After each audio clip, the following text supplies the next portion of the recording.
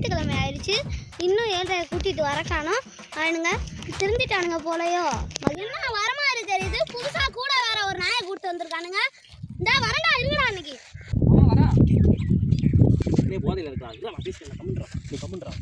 பணம் வரந்தானே வந்து 7:30 கூட்டிட்டு போனீங்க. உங்க ஷூ இங்க பறறதுக்குள்ள நீங்க எதிர்ச்சி கிளம்புங்கடா. நீங்க பண்றது பத்தாம கூட புதுசா இன்னொரு நாயை வேற கூட கூட்டு வந்திருக்கீங்க. போன வாரமே பிரச்சனை ஆயிடுச்சு அண்ணனால. இந்த வாரம் கம்முன்றா பேசி சமாளிச்சுக்கலாம். முன்னாடி மாதிரிலாம் இல்லைண்ணே, நாங்க ஃபுல்லா தெரிஞ்சுட்டோண்ணே. வாழ்க்கை அடுத்த கட்டத்துக்கு எப்படி போகலாம்னு சொல்லிட்டு யோசிக்கிறதுக்காக இங்க வந்திருக்கோண்ணே. வேற ஒன்றும் இல்லைண்ணே. அது சரி, வேண்டாம் இப்படி இருக்கான்.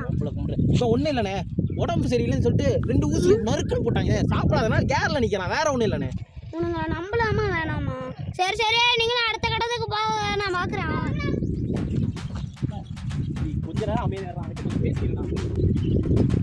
போன வாரமே வந்து கேட்டிருந்தேன், ஒரு வாழ்க்கையில் அடுத்த கட்டத்துக்கு போய் என்ன பண்ணுறது. அதுக்காக தான் உனக்காக ஒரு பிஸ்னஸ் வந்து கண்டுபிடிச்சிட்டு வந்துருக்கேன்டா.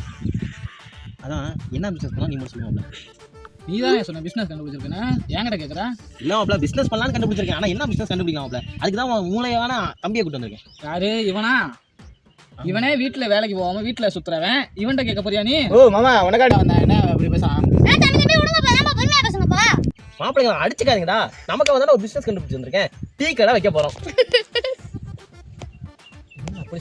என்னண்ணே என்னண்ணே சிரிப்பு உனக்கு? இல்லப்பா தம்பி, திரும்புற பக்கம்லாம் டீ கடையா இருக்கு. அதனால நீங்க ஹோட்டல் வைங்க, ஓஹோன்னு வருவீங்க. சூப்பர் ஐடியா மாமா, நல்லா இருக்கும். ஆனா ஹோட்டல் வைக்கிறதுனா 3 பேரால முடியாதுப்பா. இங்க நிறைய ஆள் போட்டு தான் வைக்கிற மாதிரி இருக்கும். சரி இரு, நீங்க பேசிட்டு இருங்க.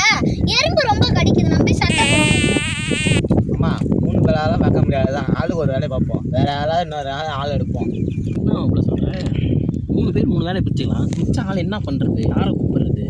ஓ போனா பாருங்க, மாமா சட்டை போறேன். அவனே இழுத்து போடிய சப்ளை பண்ணி தொலைவிட்டோம் அப்படிங்கிற தம்பி. என்ன முடிவு எடுத்துருக்கீங்க? ஆமா, நான் கூட சும்மா தான் இருக்கேன். நான் மாப்பிள்ளைக்கு தெரியும். இப்போ மட்டும் வந்து பார்த்தேன் மாப்பிள்ள. 4 பேரில் சப்ளை ஒருத்தன், மாஸ்டர் ஒருத்தன், கல்லாக்கு ஒருத்தன், அப்புறம் கடைசியாக நம்ம ஜாமான் பொறிக்கு போட்டு விளக்கிறதுக்கு ஒருத்தன். 4 பேர் இருக்கட்டா. 4 பேர் பிரிச்சுக்கலாங்கிறேன். என்ன சொல்கிறேன்? சரியா இருக்கும். நான் மாஸ்டராக இருந்துக்கிறேன். நீங்கள் ஆளுக்கு ஒரு வேலையாக செஞ்சுக்கோங்க, அவ்வளோதான் சொல்லுவேன். நீங்க பார்த்து கொடுக்குறதான் பாருங்க. நீங்க ஏதாவது ஒன்று கொடுங்க, நான் செய்வேன். ஆமா, நீ அதை யோசிக்காத. உனக்கு மேடம் எனக்கு தெரியாது. மாப்பிள்ள பாத்திர விளக்கு. ஏன் சொல்ற? ஆமா மாப்பிள்ள, உனக்கு கல்ல செட் ஆகாது. நீ போய் பாத்திர விளக்கு. நீ விளக்கு? நீ விளக்குடா. ஏய், நான் கல்லால உட்காரேன். அந்த கல்லால நீ விளக்கு. ஏய் ஏய் விளக்குடா. நான் கல்லால உட்காரேன். ஏய் நீ விளக்குடா. நீ விளக்கு. மாஸ்டருக்கு போய் சண்டை போட்டு இருக்கீங்க. ஆப்பாயில் போற பக்கம் கல்லால காசு எடுக்கறாங்க. போய் அவங்கள பாருங்க. போய் ஆப்பாயில் நான் நம்பின